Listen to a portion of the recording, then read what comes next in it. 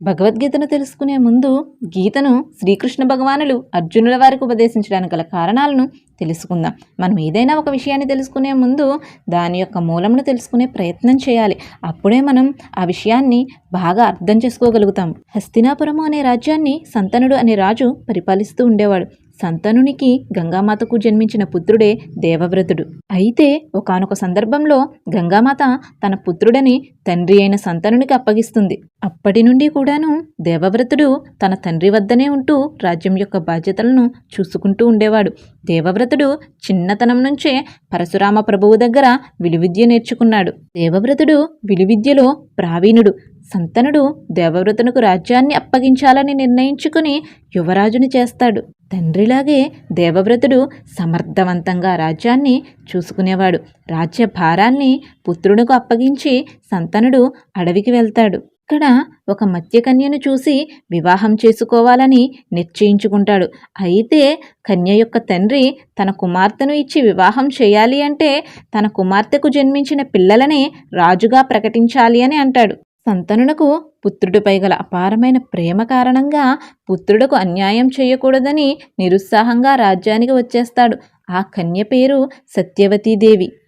రాజ్యానికి వచ్చాక చాలా విచారంతో రోగగ్రస్తుడిగా మారిపోతాడు సంతనుడు. సమయమంతా ఒంటరిగా గడపడానికే ఇష్టపడేవాడు. ఎవ్వరితోనూ మాట్లాడేవాడు కాదు. దేవవ్రతుడు తండ్రి దుఃఖంలో ఉండటం గమనించాడు.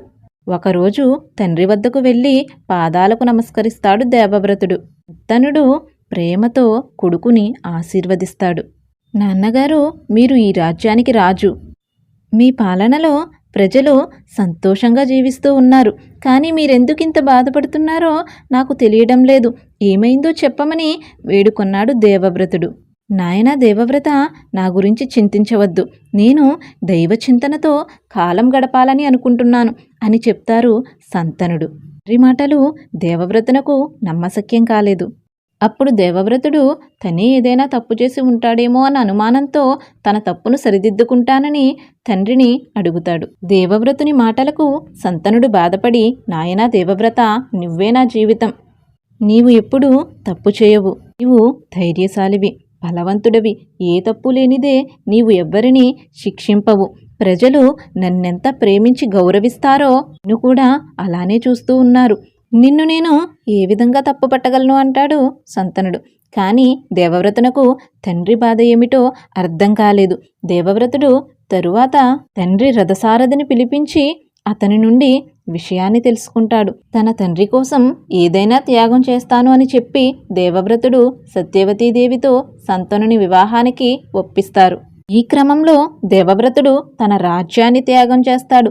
అంతటితో ఆగకుండా దేవవ్రతునకు పుట్టే పిల్లలు రాజ్యానికి ఎక్కడ వారసులు అవుతారేమో అన్న భయంతో దేవవ్రతుని జీవితంలో పెళ్లి చేసుకోరాదని మాట తీసుకుంటారు. అప్పుడు తను జీవితాంతం బ్రహ్మచారిగానే ఉంటానని దేవవ్రతుడు శపథం చేస్తాడు. ఈ విషయాలన్నీ తెలుసుకున్న సంతనుడు కొడుకు త్యాగానికి ఆశ్చర్యానికి గురి అవుతాడు.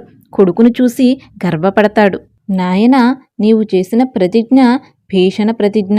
ఇప్పటి నుండి నీవు భీష్మునిగా పిలువబడతావు. దీనికి ప్రతిఫలంగా నేను నీకు ఒక వరం ఇస్తూ ఉన్నాను.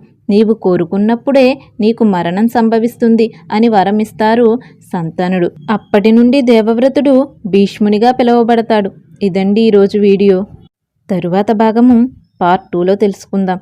అస్సలు మిస్ కాకండి.